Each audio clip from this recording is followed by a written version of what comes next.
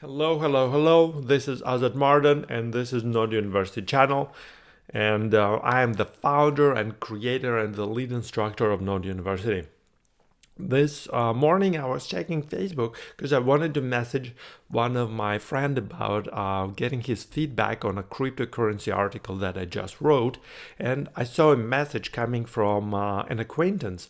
This woman, or should I say girl? Maybe she's girl or woman. She messaged me with just acquaintance on Facebook. She messaged me, and she probably found that I wrote several books on software engineering, and she messaged me and she was asking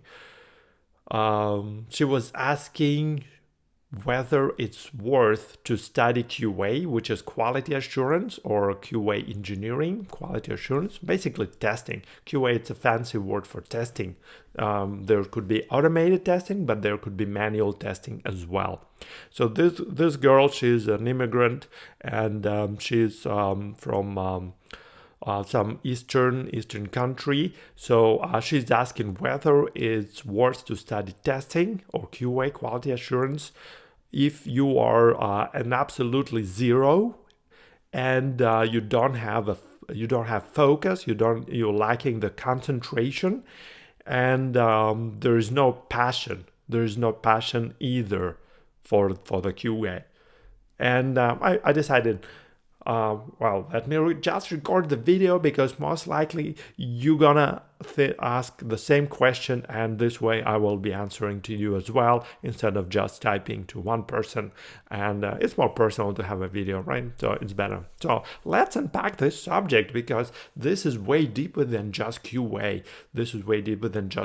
And a lot of people, they work some minimal wage job, the burger flipping jobs at some restaurant. They're cleaning the tables, or they're cleaning the hotel rooms, and they want to enter the technology field, which is awesome. Yeah, go ahead and enter the technology field.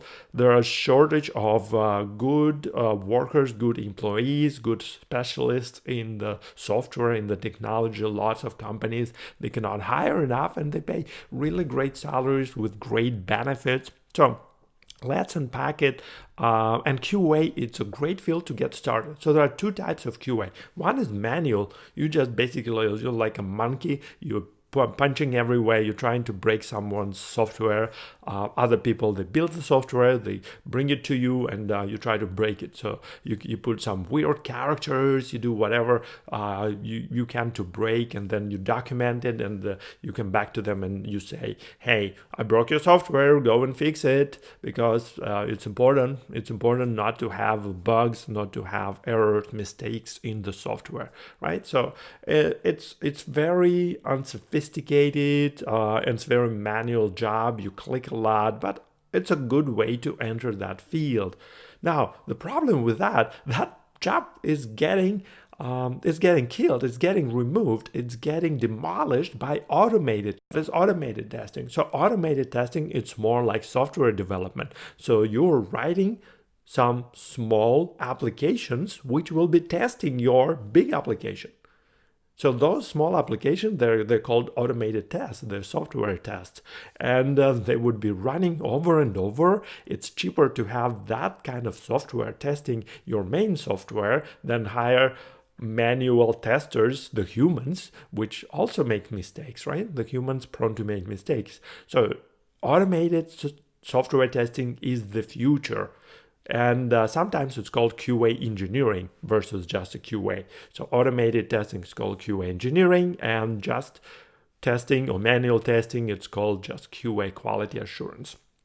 And it's better when they're separate. That's why companies still hire both the manual and automated, but there are more shift toward automated testing, and soon there would be no need for manual testing at all, or very, very minimal, maybe like 10 times lower than it is right now.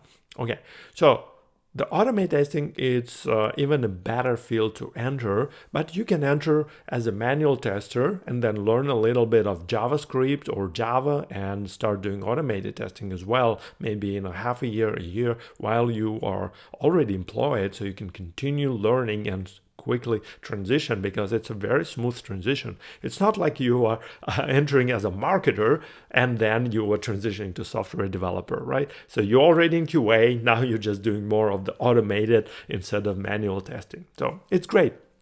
So it's definitely a great field to enter, great profession to enter, the technology field itself. Now let's go to the question. This lady, she has zero skills. Well, that's why you learn things, right? You learn things to get better at it, right? So if you already know, then why you should study? So she's asking, should I study it? If you're zero, yeah, if you're zero, you should study it. Don't try to attempt to find a work or to code or to build something if you don't know anything. Of course, study it. If you're zero, you should especially study it. Now, more interesting part of the question. She said she doesn't have concentration. She's lacking the focus. Sort of, because I'm translating. She didn't write me in English. You can train. You can also train. That's what the meditation is doing. If you do 5, 10, 15 minutes of meditation every day, you can train yourself to have more focus and concentration. And also, the more you would be doing QA, the more you would be attuned and the better you would be at that type of concentration, because you would need a very detailed focus. You would need to notice all the mistakes and all the problems. And same thing with software engineering. You need to be very detail oriented, but you can train yourself. It's not like everyone is born with that skill. You can train yourself for better concentration. Now here we are getting to the end of the question. She said she doesn't have a passion. She doesn't have a passion for that.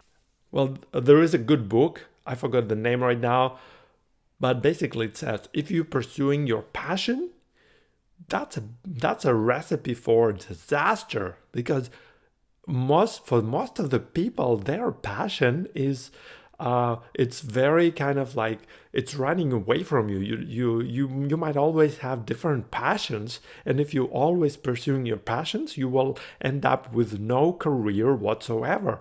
A way better strategy would be to just focus on whatever you're good at, whatever the market is rewarding, whatever the companies are hiring for. You focus on it, and then maybe in 5 to 10 years you would develop a passion for it. That's a way better strategy than try to find your passion. It's all bunch of bullshit. People telling you, oh, just find a thing you love and you don't have to work a day in your life. No, that's bunch of crap.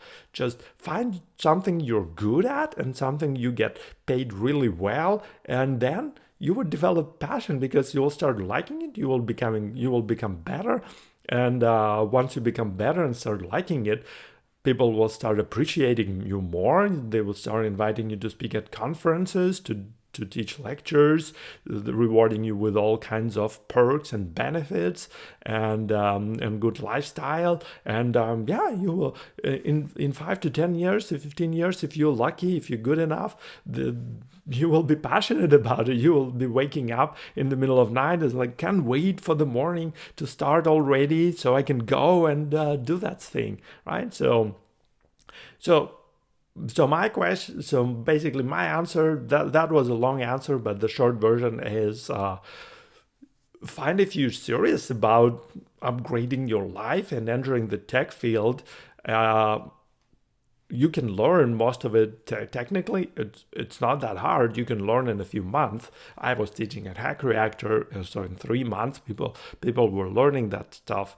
And then we will develop your passion. But before, you need to dig deep down into kind of your reasoning. Is like, if you can afford just pursuing your passions, if you don't care about salary, health insurance, vacation days, yeah, go ahead and pursue your passions. But if you want to upgrade your career, to have a career, to change a career to a better one, then forget about being passionate and try to become better than zero and develop that concentration. Learn the heck a lot about this QA, and then eventually maybe you'll get passionate. If not, then at least you'll be really well paid and you'll have a career, which is it's still better than nothing.